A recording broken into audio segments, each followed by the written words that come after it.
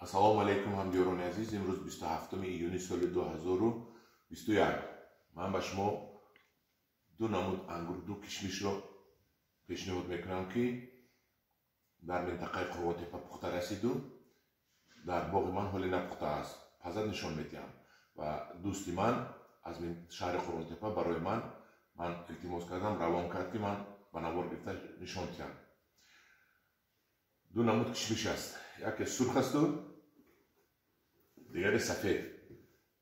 حاضر من برگشته خاراکتریستیک کرده در شما نشان میدم. کشمش سرخ که میبینید نامش کشمش ویل است. من همین کشمش خوشایی که میبینید این نیمی خوش است، نیمش رو بریده میپرتاید از سبب بسیار کلان بعد بودنش. این هم قطری خوشه میشود. من در باغم نشان دادم که حالی در سطح 5 کیلو آنا میگنجد گفته. این من دروغ نگفتم، راست گفتم. ببینید که در تنه یک خوشه با هر یکش یک خوشگی دیگه دارد. این خوشه بوریم است. این کشمشوی ما همین یک شنگیله که همین خوشه دارد. این ببینید این پخت است. این پخت است خوردم یک راحت میکنید دم از اینه. این هم یک فروکتوی نوتا دارد، فروکتوی مزه دارد. باقی من خیلی میکنم که یک 20 روز پس میپزد یا که یک ماه پس میپزد در خونده با علاقه پخت است. بینید و ما بر میکشیم همین نیم خوشش رو. اگه یک خوشه روی کرده است من ببینید که نیمش هم بریدگی است. خودش هم گفت من که بریدگی است. من نمیدید تگش نیست. من تگش برید او وقتی کبوتیشته میبرد که بسیاری بعد کشول میشود. اینقدر وزنی بد میشود. همین بر میکشیم. نول هست 4 همون دوناش قطع دکی دونا موندیم 4 نو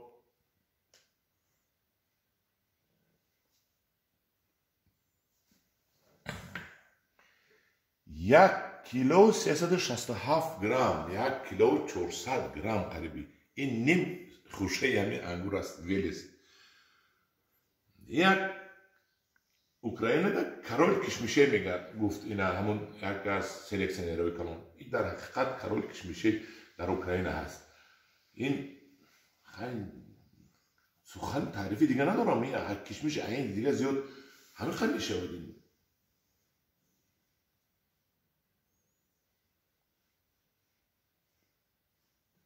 این رو موز یک طرف میمونیم و دیگر شد.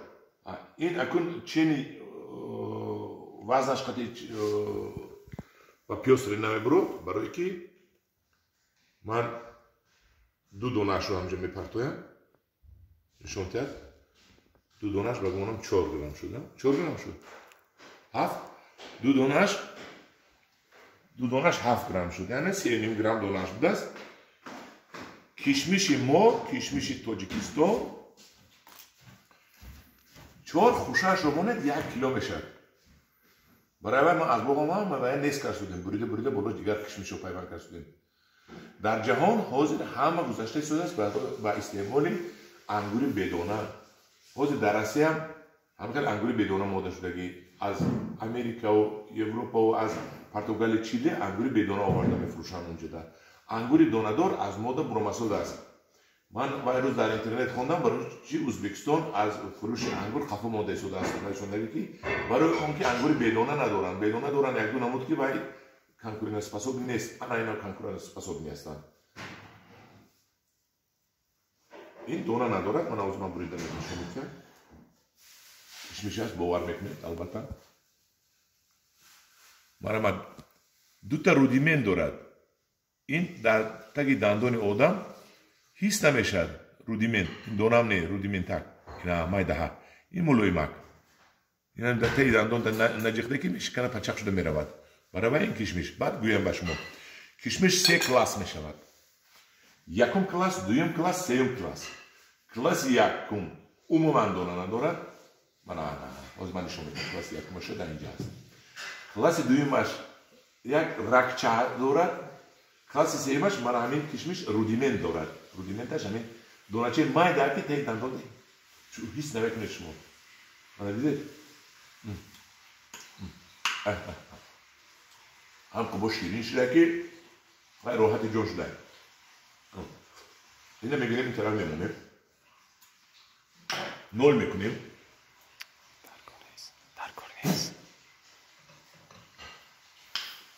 نول میکنیم و نول. خوشه دیگر انگور رو من با شما پیشنهاد میکنم. این انگور لیگندا کشمیش. این لیکول نپخته است. برای پختنی 10-15 روز دیگه در قرنطینه در کار، در من یک ماه در کار در منطقه برزو. این استالتیا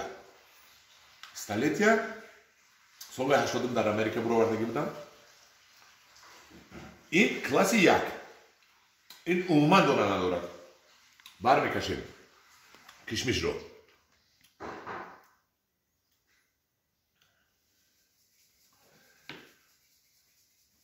1 کیلو قریب 700 گرم. 1 کیلو 700 قریب 2 کیلو.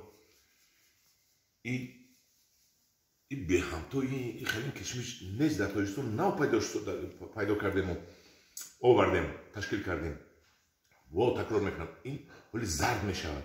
این مخصوص برآورده شده است در امریکا برای مویز کردن. مویز این کیلوش 80 سوم کم نیست. انیق